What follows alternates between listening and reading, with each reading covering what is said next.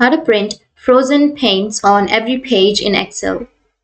So if you want to print frozen paints on every page in Excel, then what you need to do is you just need to simply open up the Excel application and go with a document or a workbook. So I'll be choosing a workbook. Once you're under the workbook, now you need to go with the page layout. Click on it, and once you're under the page layout, now you need to go with the right side, and here you will have the print titles.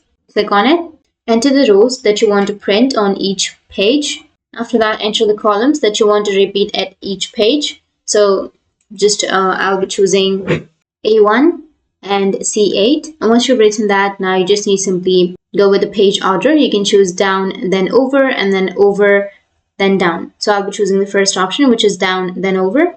And you can go with print, and you can go with grid lines if you want to, or black and white lines, draft quality, row and column headings, and everything. And you can also go with header and footer margins with the print and the page. So you just need to simply go with the print preview if you want to view the preview, which looks like this. And after that, you can print it.